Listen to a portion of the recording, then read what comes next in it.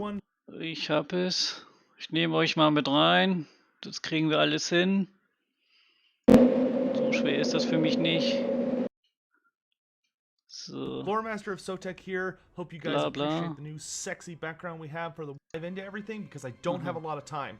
Because there's a very strict set of rules for how long we're allowed to stream and show stuff. So let's just cut straight to the goodies.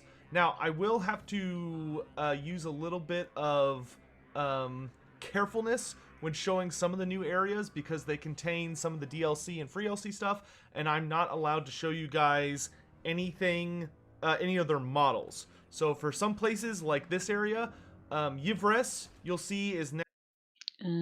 Das sind, glaube ich, Grünhäute hier, ne? Sind das Grünhäute? Sieht nach Grünhäuten aus. Ja, was soll ich mir erst am Anfang anhören? Mein Gott. Now a 4 Mensch, Alduin. settlement area. I believe they added a new.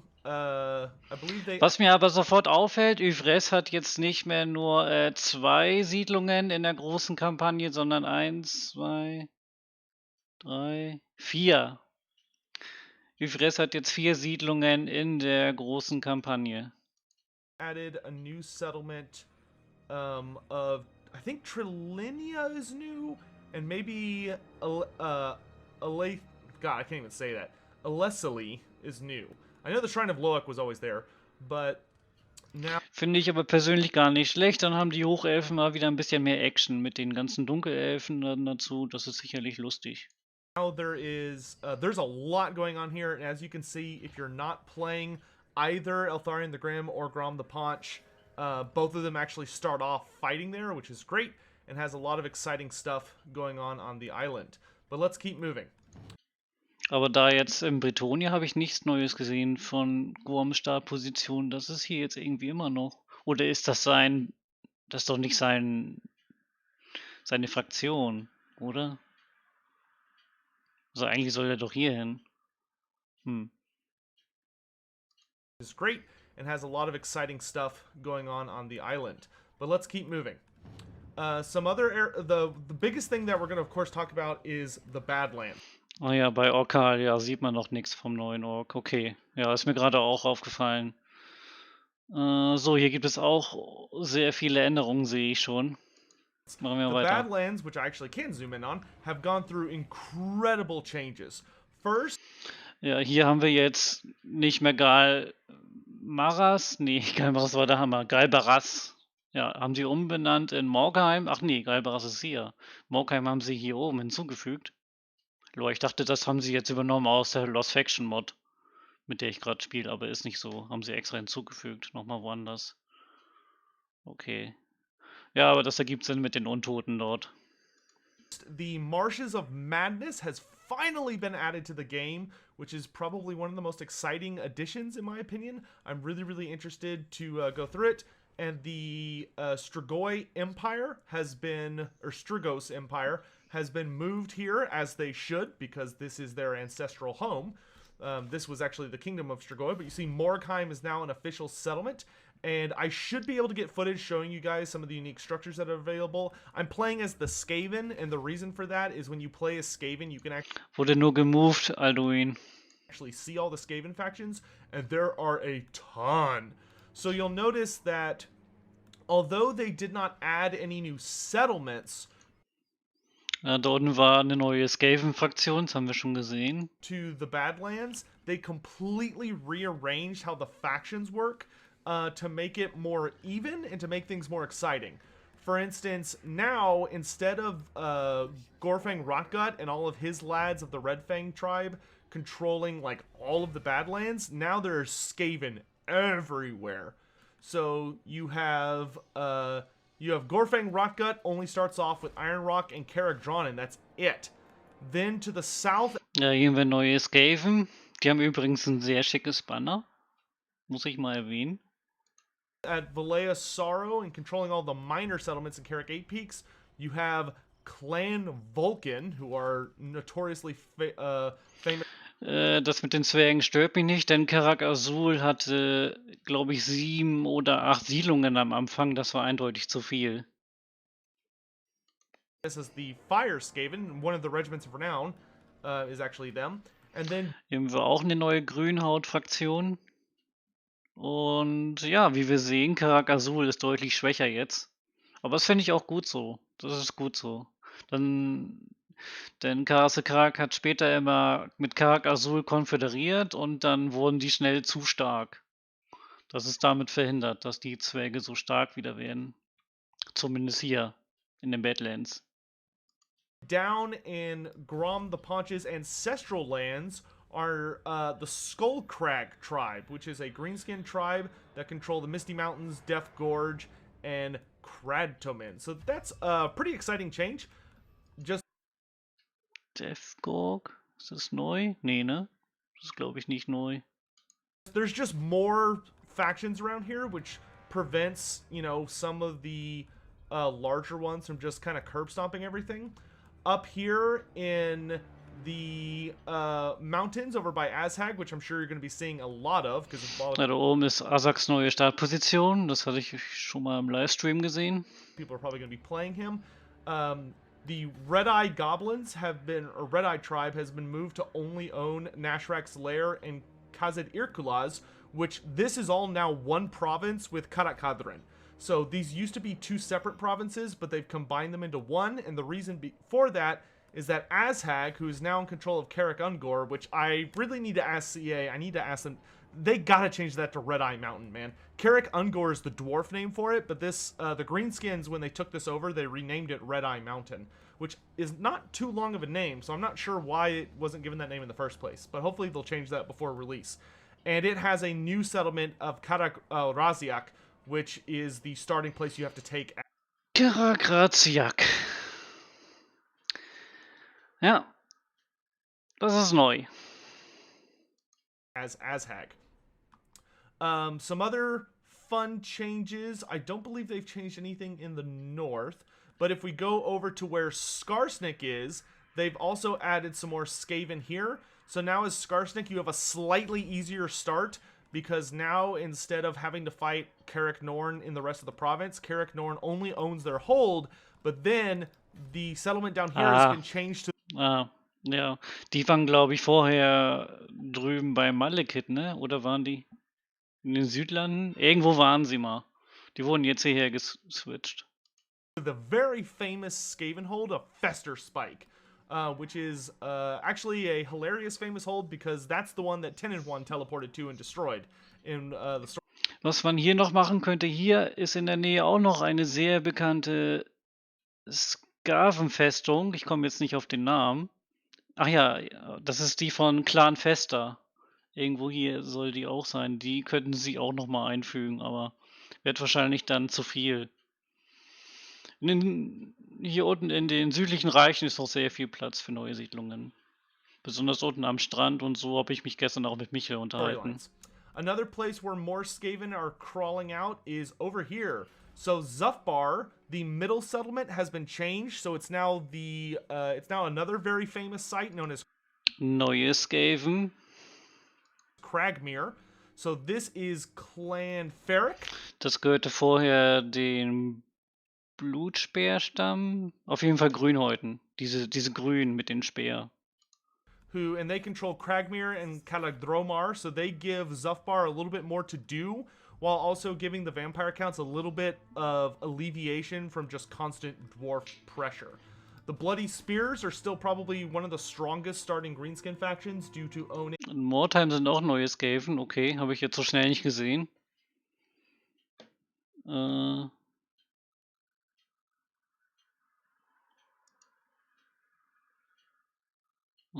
kann man aber nicht richtig.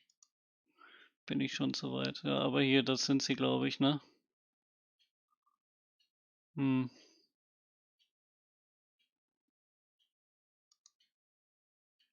wir nicht richtig sehen. Probably one of the strongest starting Greenskin factions due to sieht man da nicht. The Bloody Spears tribe, or due to owning most of the Silver Road and all of Rib Peaks. That's going to do it for this area. So the last thing we need to look at for a new clan they added, I can't zoom in on it because... Das ist, glaube ich, eine neue Zwergenfraktion. Ja, ist es. Und ja. Gehörte das nicht vorher Skaven hier?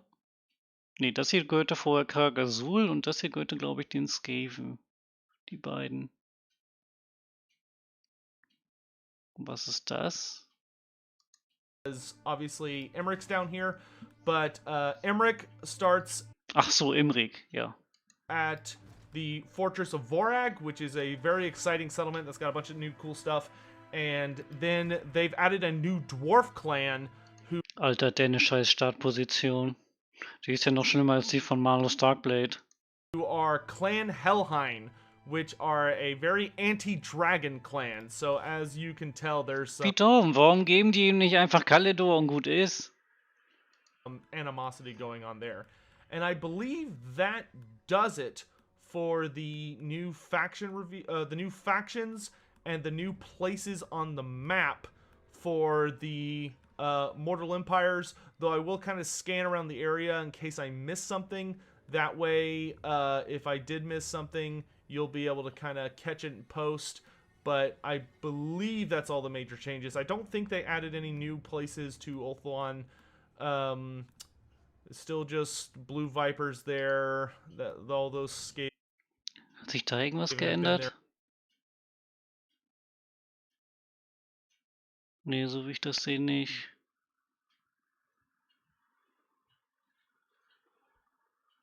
Da startet der Elf bei den Waldelfen in Southlands nebendran. Okay. Forever.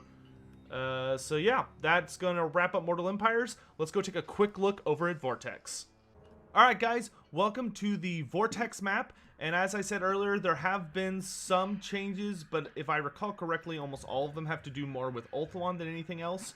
So you can see that Warden The Paunch, I'm not playing as either of them, obviously. Once again, I'm playing Skaven to scout for any new clans, but basically they've added a series of new settlements to break Yvres up into north and south.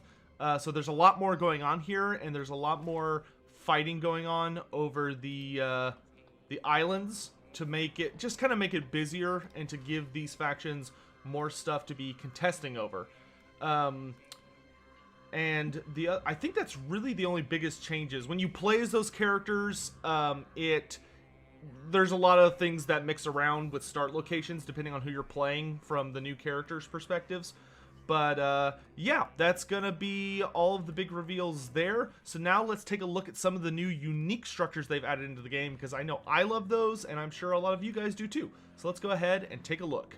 Alright guys, so I'm back, and here are the new buildings that I have found so far. There may be a couple more, and there's certainly some more variants on one of them, but I'll show you kind of the big ones. So if you go to Mount Arachnos on either the Vortex map or Mortal Empires, you're actually going to be able to find the lair of the Broodmother, which gives you the ability to recruit spider hatchlings, which are awesome, and it gives you a little bit of income. It has 3 versions. Da sieht man auch gleich die Startposition vom Imrik. And I'll just kind of show you, each version basically just gives you a little more money and gives you further upgrades to the spiders. They're not a super great unit, but if you want to have like a really awesome spider themed army with like a Das Ding ist die reinste Spinnfabrik. Goblin Great Shaman leading it, and then just lots of spider riders and arachnaroks and all sorts of crazy crap, then this is a good settlement to get, because it'll let you actually have a really nice unit that, I mean, it's really fast and it does poison. It gets okay stats. It's nothing super crazy, but it's decent. It's fun. It's thematic. Another one is, this is actually not a unique structure. This is just a change. The Greenskins have got a new building, so anywhere where you can get exotic animals, you can now build a squig nest. And a squig nest gives you amazing upgrades, gives you an awesome garrison of extra squig herds, and allows you to recruit all the units you would from the normal squig building. So this is a must-have building if you really, really enjoy Night Goblin themed armies, or just like having tons and tons of squigs. Plus, it just makes your garrison so sexy. Squigs are actually very good in garrisons. This one, Die beiden Gebäude fand ich jetzt sehr geil. one is the Grave of the Dragons. It has 3 versions, one for the dwarves, the elves, or high elves, and the vampire counts. And this one's way over in the new area that was added with Deathmaster Snitch and Malice Darkblade. You see for the elves, it gives you a really sexy garrison of some dragon princes, dragon, bunch of income, and upkeep reduction. And then the big one that the High Elves can get, and this is exclusive to the High Elves, is the Purified Graves of the Dragons, which gives you further bonuses and allows you to recruit dragon princes from only a tier 3 building. Obviously, most people have already seen on, I think, the most recent live stream or something, or an announcement, that Emmerich starts in the ballpark of the Dragon Isles, so it's really, really easy for him to get to this area. Ja, schönes Gebäude, die Startposition bleibt trotzdem kacke. This is a new building over in Massive Oracle. Massive Oracle has a building for trolls, which is the Stone Troll Quarry. So you can go there to, if you want a troll finesse build. This is back to the Grave of the Dragons, which is in Darkhold, by the way. And Grave of the Dragons for the dwarves. This is a must-have building for dwarves, because it gives you gold idols and gemstones for your item creation. Plus, it generates oath gold and gives a ton of money. It is Nicht schlecht, das lohnt sich. Is a awesome thing to have. So you definitely want to rush over there and smack around any elves that might be in the area, or any Skaven. And it does permanently hurt your diplomacy with High Elves, but who likes pointy ears anyway. And then this is the Vampire Count version. Vampire Count version, it's a slog to get there, but if you do, it gives you +3 Lord recruitment rank faction wide, plus 10 Winds of Magic faction wide, so that's amazing. And it also has a Terrorgeist on the garrison, which is great. Then this is the Tower of the Bloody Tooth. If you're playing the Vampire Counts, as you can see, it just gives a bunch of bonuses to your Cryptors and your Crypt Ghouls, giving them weapon strength and upkeep reduction faction wide, which is beautiful. Also lets you recruit units from that, so you don't have to build the typical ghoul area buildings. And then in the Marshes of Madness, which we talked about earlier, there is a unique structure in Morgheim for the Vampire Counts and the Followers of Nagash. This is the Vampire Count version. It gives you better Necromancers, research increase, and really, really high recruitment rank ghouls and Cryptors. Then this is the Tomb King version. If you're, the Followers of Nagash only version. It just gives you a shitload of Crypt Ghouls and some OK buffs. It's nothing crazy, but it's definitely a place worth getting if you can get over there with Archon the Black. And then this is the Tower of the Bloody Tooth if you're playing as the High Elves. This one, this is pretty much what it does for everybody. It gives you 300 income, makes buildings cheaper to build. It'll give you a pretty nice garrison, but it increases vampiric corruption. But this is vaguely what everybody gets. And the last one I want to show you guys is that over in Erengrad, if you're playing as the Greenskins, you can now build the Chaos Troll lair, which does not give you Chaos Trolls, but it does give you hysterically good buffs for getting new trolls. Plus 5 recruitment ranks is insane! Plus the garrison is really sexy with just having tons and tons of trolls all over the place. So that's going to be all of the new unique structures. I am almost assuredly out of time by this point. I hope you guys enjoyed the new maps, and I hope you, of course, will be joining me for the live stream so I can show you tons of other new features. But I just wanted to get this stuff out there because I know it's a favorite thing that I do for a lot of Lohnenswert für Trolle, aber dafür Chaoskorruption. People. And I'll even post this one on Reddit, which I normally don't. So, thanks for watching, guys. Hope to see you on the live streams. Bye. Okay, jetzt sind wir wieder ein bisschen schlauer. Und danke für den Hinweis mit dem Video. Schauen wir mal, ich nehme euch mal mit.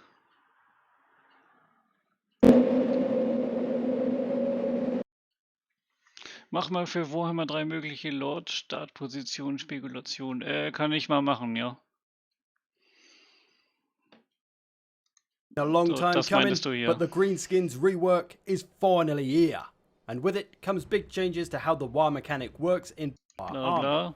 Well, that whole system is gone. Completely gone, thank God.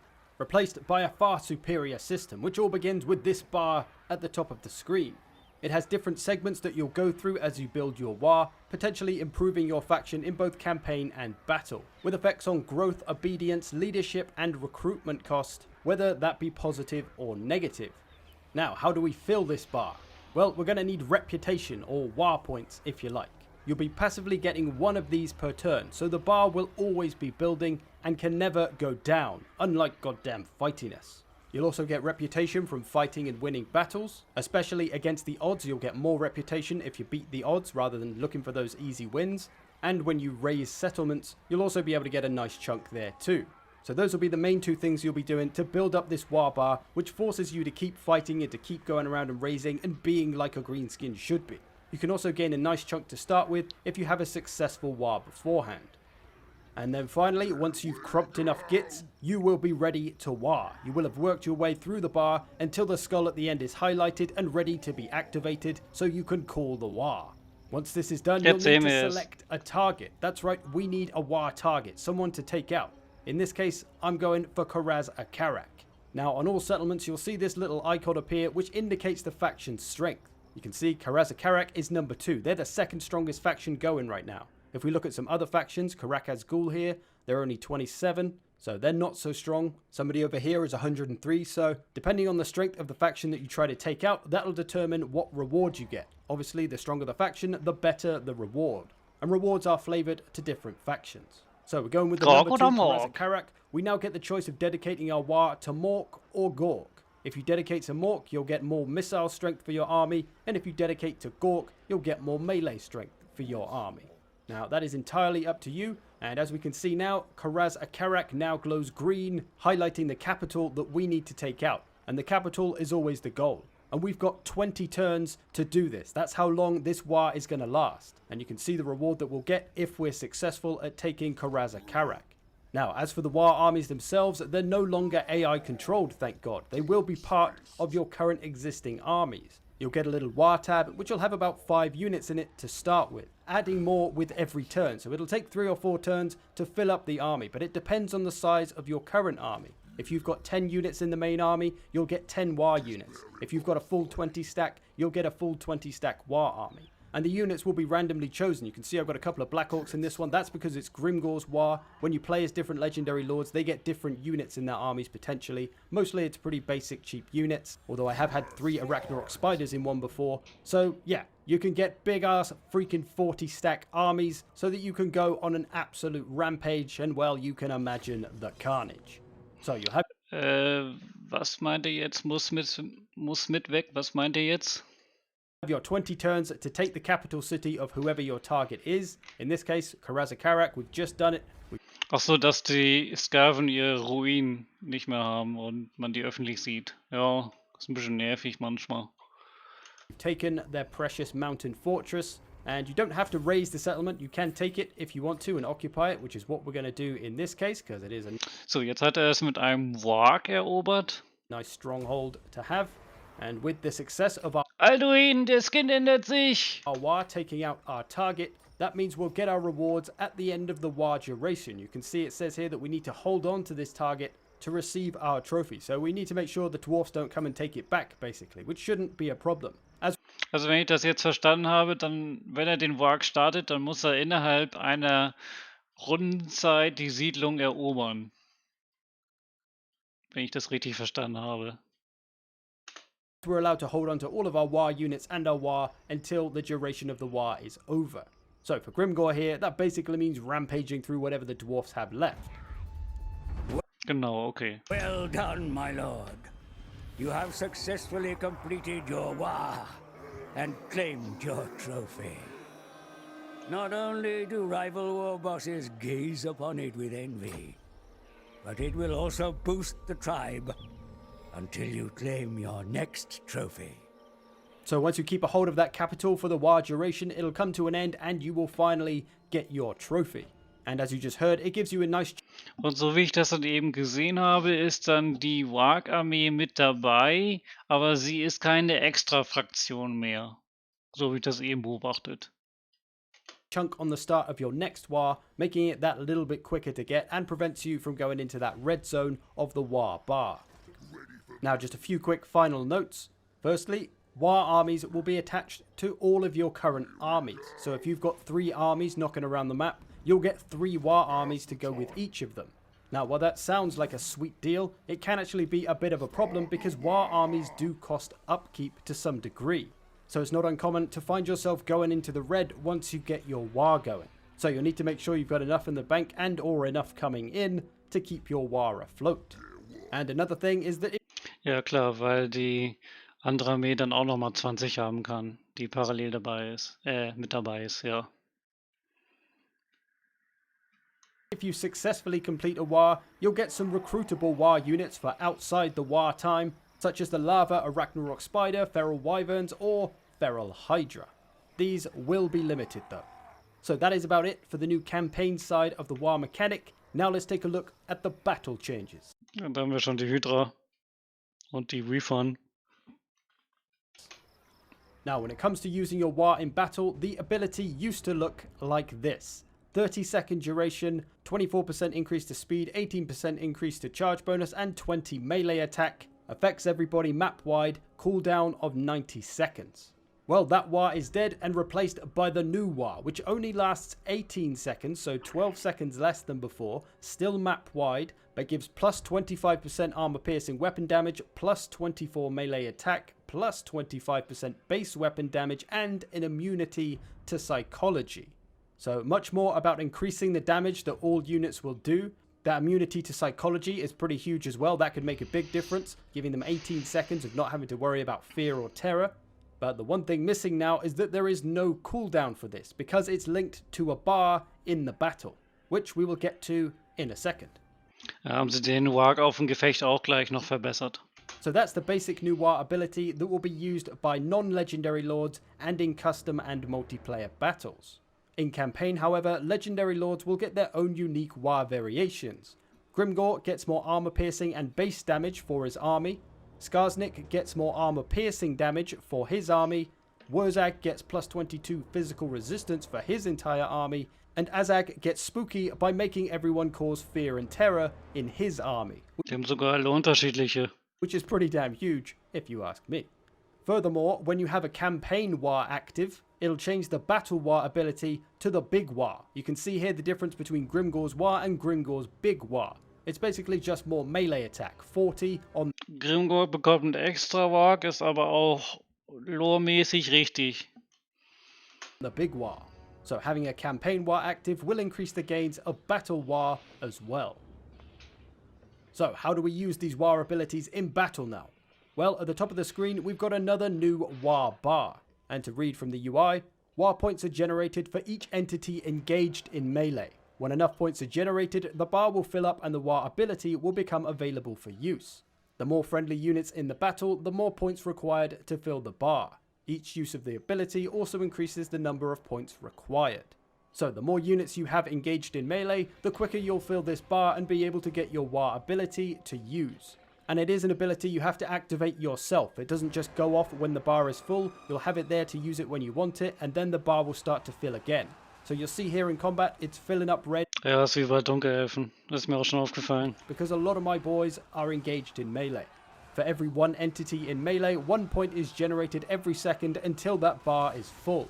Once it's ready, I'll have a button at the side of the screen so I can use it whenever I wish. Basically the same as before, it's just not tied to a lord now. In this case, I'm going to activate the ability as soon as the bar is full, get those buffs for all my units, and the bar will start to fill again for all the melee fighting we're still doing. So it really rewards you for getting stuck into melee, crumping some gits, and doing some fighting.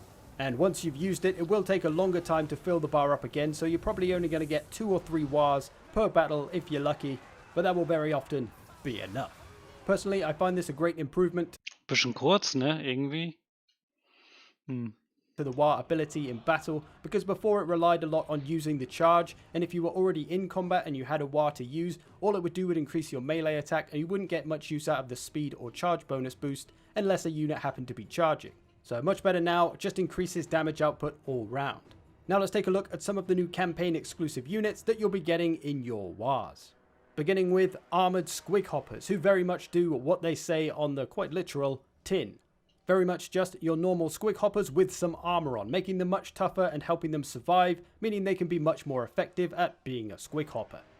And then we've got Lava Spider Riders. These crispy chaps, basically the same as Archer Spider Riders, but they have fire attacks in both melee and at range, and have increased armor piercing in both of those areas too. So extra damage output from these, a bit of fire damage, especially Ich finde die so eklig. Especially useful against those with fire weaknesses, of course.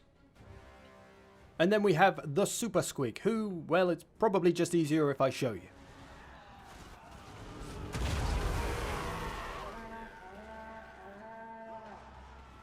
That's right, it's basically a bloated corpse in squig form. There's not a lot else to say here other than it's ridiculously fun. Speaking of ridiculously fun, those are not words you would use to describe the feral Hydra, as he is a nasty creature. He is pretty much just your regular old Hydra with fiery breath attacks and the usefulness of fear and terror. If you really want to bring some fear and terror to the battlefield though, you'll bring the Lava Arachnarok Spider. This volcano-themed arachnid is basically the same as a normal Arachnarok, Das ist ja das neue DLC. except it has a little more leadership and 2 abilities. One, a direct damage AoE that'll hurt all nearby enemy units, and the second, again, is probably just easier if I show you.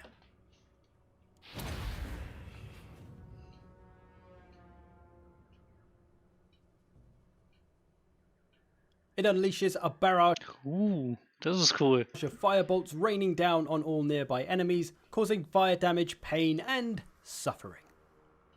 And lastly, aiding the greenskins in one of their weaker areas, the Feral Wyvern. This is pretty much just a Manticore type unit, good for helping you control the skies a little bit or pressuring after missiles, being a nice piece of mobility. So So ähnlich wie Manticore halt. there you go. The rework of the Campaign Waaagh system and the Battle Waaagh ability. Not to mention all the Campaign Waaagh units, and those are campaign exclusive units. None of those will be in custom or multiplayer battles with unit caps turned on, nor in quick battles. I hope you've enjoyed this, thanks for watching, I will see you in the future.